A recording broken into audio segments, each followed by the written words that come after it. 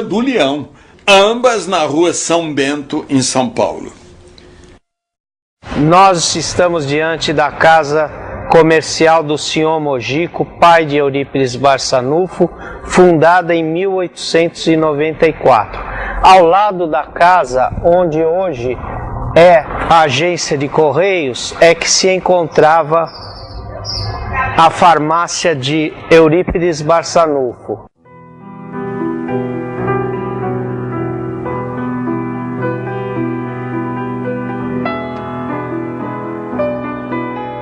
No preparo das manipulações de remédios e no atendimento da população, ajudam sua mãe, Dona Meca, e as irmãs Ederite e Eurídice, mais conhecidas como Sinhazinha. Dona Amália Ferreira de Melo é outra importante colaboradora do médium e passa a ser sua dedicada secretária. Essa farmácia, toda a construção, ela foi transferida para a Chácara Triângulo, onde hoje existe o Recanto da Prece, dirigida por suas sobrinhas netas Egorina e Nizinha Cunha.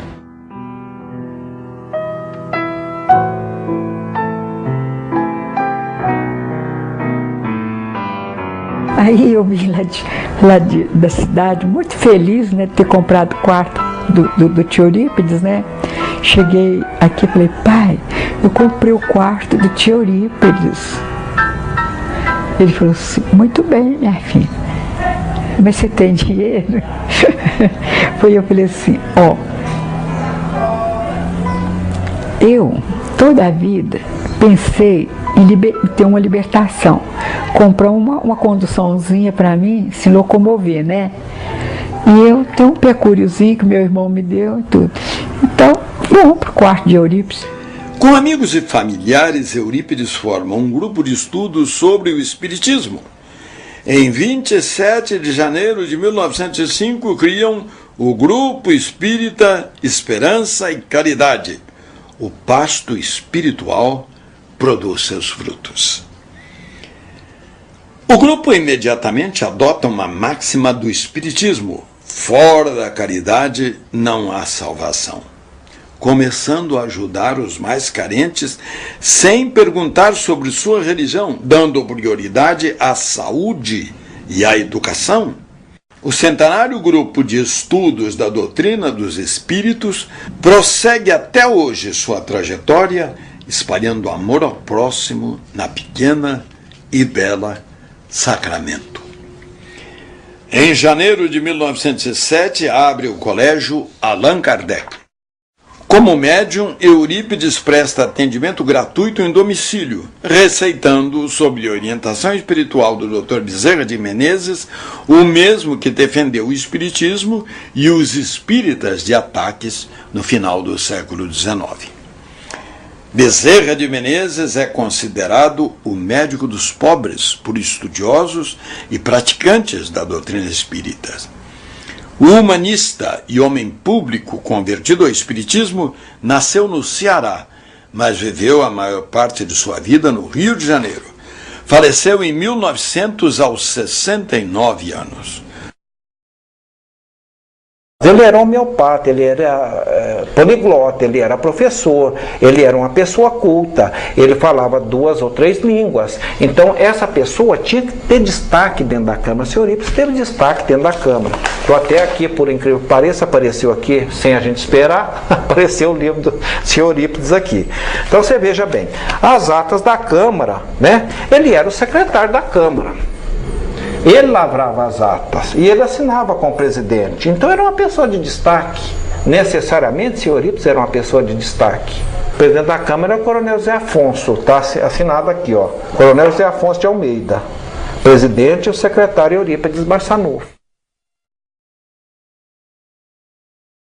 Quando se torna espírita em 1904, assume a defesa dos ideais da doutrina, propõe e aprova leis que trazem muitos benefícios inimagináveis para uma cidade do tamanho de Sacramento. Citamos apenas a linha de bondes e a usina elétrica do Cajuru, tipos de benfeitorias inexistentes, inclusive em algumas capitais e grandes municípios do Brasil.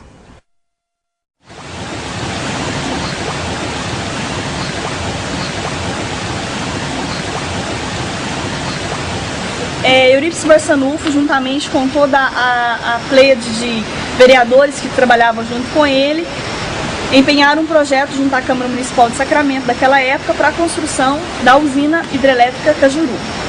E a partir daí chegou o progresso à nossa cidade, que até então tudo passava perto. De repente começou a passar dentro, a energia chegava dentro da cidade, as informações, os bondes, os trens. Então era a visão que ele tinha de um futuro. Lutava sempre buscando desenvolver não só a parte religiosa, procurando ajudar os mais necessitados, sempre ao lado dos mais simples, dos mais humildes, mas também como um homem público, a colaboração que ele trouxe para a nossa comunidade, de suma importância para uma comunidade pequena do interior, mas com uma visão grande, futurista, já projetando uma Sacramento que nós temos hoje, e com certeza nós teremos aí ainda que desenvolver muito. Mas muito foi feito por ele, deixando a porta aberta, deixando o caminho aberto para que outros administradores pudessem somar e trazer mais para a nossa cidade. E o que mais nos chama a atenção do trabalho do Eurípides como homem público foi que o Estado de Minas Gerais dá uma modificação na legislação ampliando o mandato dos vereadores de 4 para 6 anos.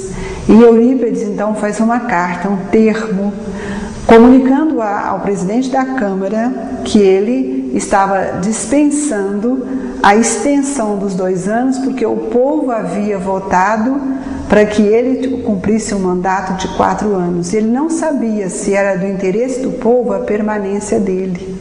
Ele não concordou, então ele deixou a cadeira. Lamentado muito pelos vereadores, há uma lamentação dos vereadores quando ele deixou a Câmara. A espiritualidade superior o chama para se dedicar exclusivamente ao socorro dos aflitos e às curas através dos seus dons mediúnicos. A mediunidade de cura é a mais requisitada e o médium passa a ser procurado na farmácia por um número cada vez maior de pessoas.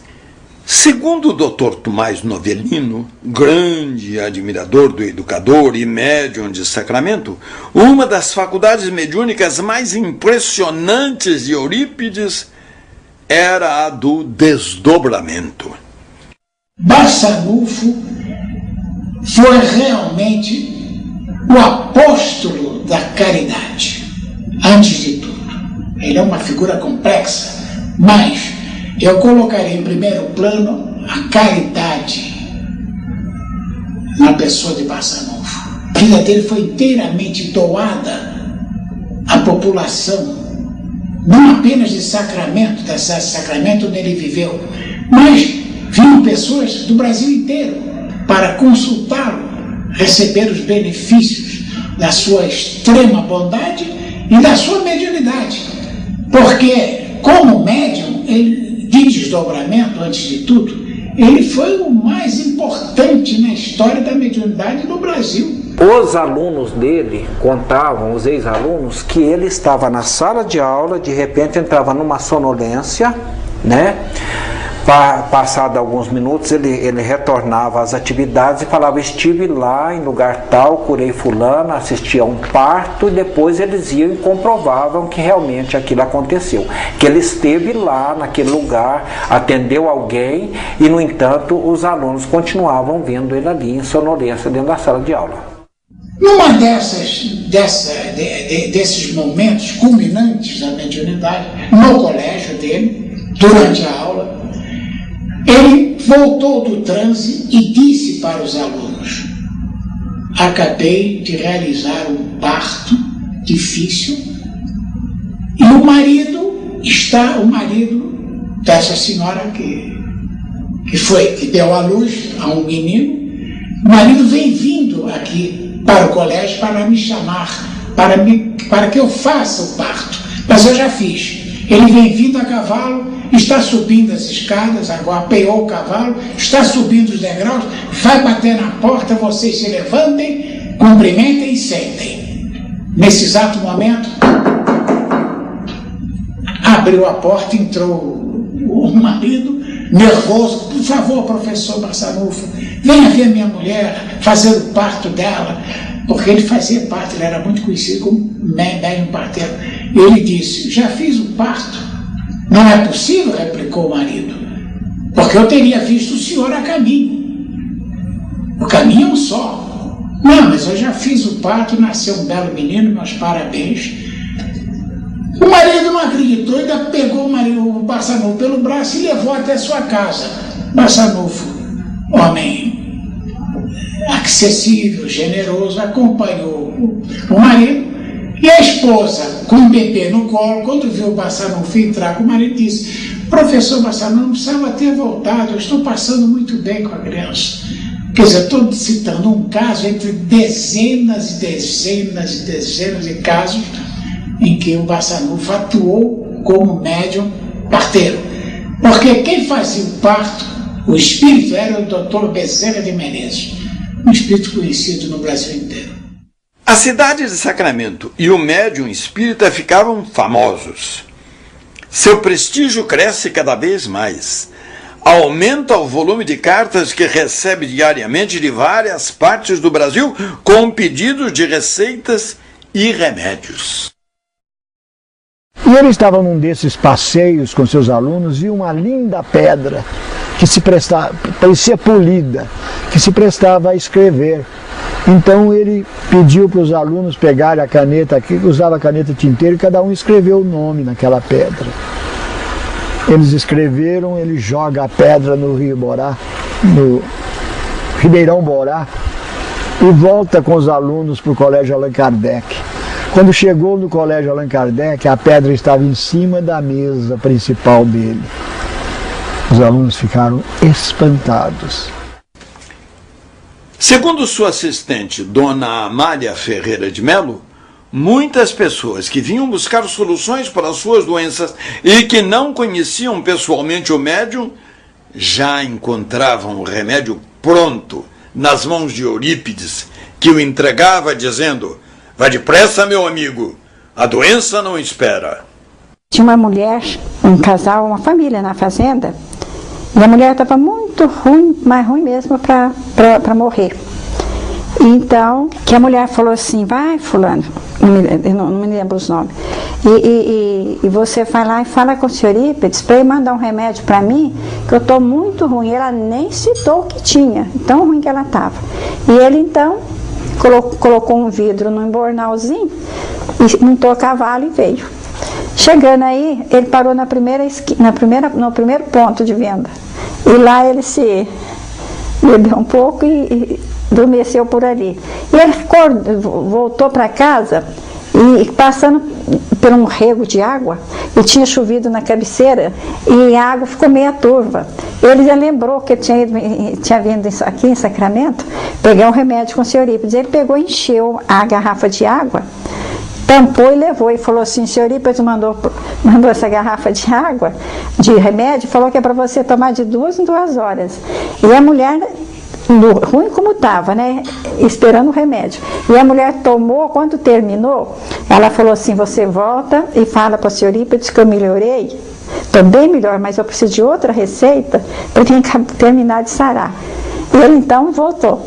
Aí ele já veio direto, né? Quando ele chegou, que ele desceu do cavalo, que ele foi para bater na porta, o senhor Eurípides já chegou na porta e pegou a garrafa, foi lá, arrumou o remédio, né? E ele então, quando entregou, ele disse assim, que ele não tornasse a repetir o que ele tinha feito da primeira vez. Que ele achou que o senhor Eurípides não estava sabendo, né? Não estava sabendo, não ia adivinhar que já tinha o truque que ele tinha dado no nome dele, né? Que levar uma água como remédio no nome dele. Ele pediu que ele não repetisse. Há outros casos. Dulce Ribeiro de Melo, minha tia, era filha de Francisca de Castro de Melo. O nascimento dela foi uma coisa extraordinária. Francisca de Castro de Melo, minha avó, por parte de pai, ela era mulher do coronel João Ribeiro de Melo, dono de uma sesmaria que ficava nas proximidades de Araxá, chama Fazenda